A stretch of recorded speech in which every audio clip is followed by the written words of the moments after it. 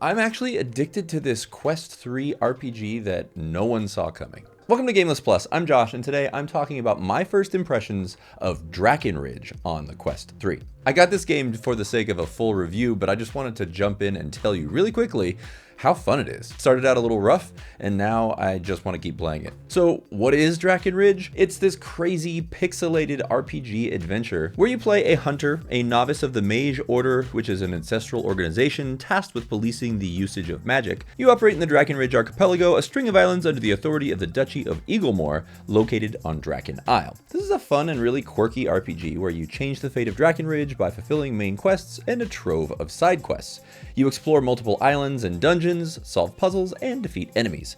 You cast spells using ancient runes, which is really fun, by the way. You use melee weapons like swords, axes, maces, and daggers, and you can use bows and arrows or flintlock guns. You can craft additional equipment using various workbenches in your hunter's lair. You learn new schools of magic by acquiring essences from bosses and fallen enemies. Don't forget to hit like and subscribe if you enjoy this video and want to see a lot more of my stuff. So I am just giving you my first impressions of this game. I didn't really know what to expect when I jumped into this, but in my initial impression, I was kind of impressed with the fact that you can walk up to the characters and have full interaction. You just kind of grab the text bubble in front of where they're standing, and then they have full dialogue talking to you. It's a little goofy and sounds kind of low quality recording, but there's something very charming about it in the fact that it feels and looks a little clunky.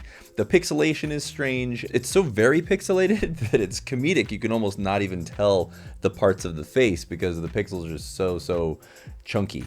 On top of that clunky strangeness, the initial controls feel a little weird, and I had a hard time kind of just figuring out exactly how to do the different aspects of it. I do sometimes get a little bit of a motion sickness when I'm playing VR games, so I was automatically already using the teleport feature, which is basically like jump, because I was worried about getting motion sickness. But as I progressed and kind of got the hang of things a little bit better, I started using the fluid motion controls a lot more consistently, and I'm glad I did, because it definitely adds a lot to the immersive factor of it. Even though it's a little clunky and strange, there's one big main quest that you go through. You go to the stars that are yellow, and those are your main quest, and then all the grayed out stars are just little side missions. There are quite a few little side missions that are just kind of sprinkled into the first area. I immediately found the combat to be actually really fun. You're just slashing and attacking. You can use a shield and a sword. It's a little bit weird at first. You press the A button to make it pop up, and you can grab it, and then you can just grab it from thin air in both cases with each hand. That at first was a little bit of a learning curve, but once I got the hang of that, it did feel pretty natural. The buttons and grabbing the stuff off of your belt versus holding your little book that has the information of where you're going with your map, all of it was really rough to start out, to the point where I was like, what is this game?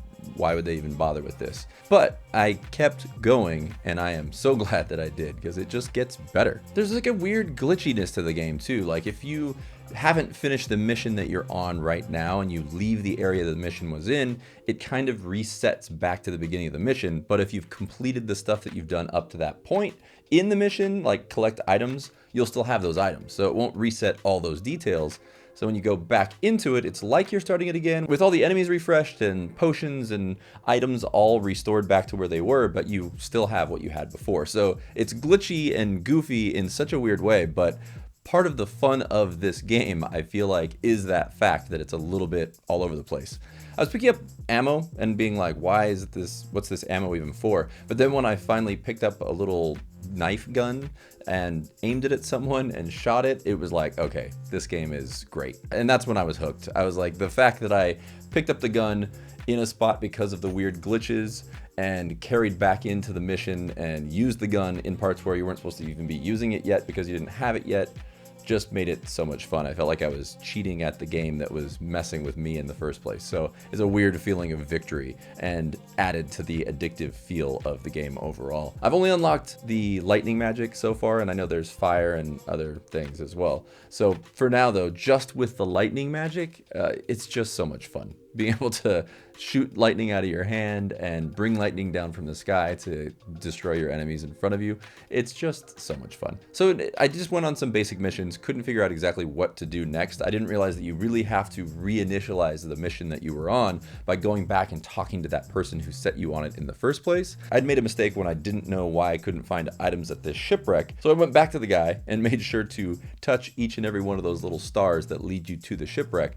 You know, it's funny because it was one of those games that it started out so clunky, but by the time I got to the second island, because I stuck to it, I really started to love this game. There's just this moment when I was walking through a field on my way to a village that's on the other side of the map, and it just gave me that sort of open world feel that I just absolutely love in these types of games. And it was all fully in VR. As clunky and pixelated as it is, it's just so fun. Obviously, the developers are gonna add patches and fix a lot of the weird little glitches, like climbing a ladder and having it pop you to the side so you can't climb up all the way, or just falling through the map. There was more than one occasion when I teleported back to like the bar that I was at from my cave and just fell through the floor, seeing it just disappear into the distance. So there are definitely some weird glitches and things that have to be worked out, but it really honestly doesn't hurt the gameplay itself much at all.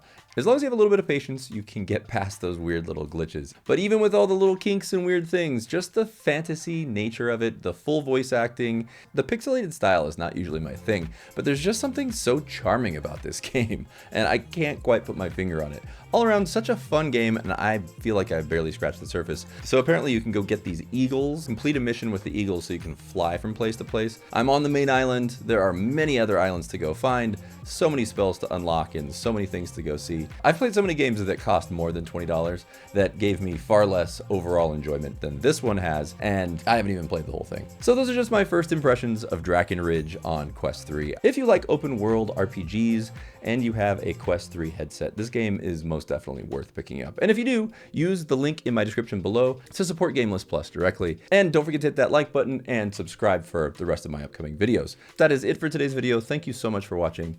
Go try something new. I'll see you soon on GameList Plus. You've meddled in business more powerful than you can comprehend. You won't live long with your mistake.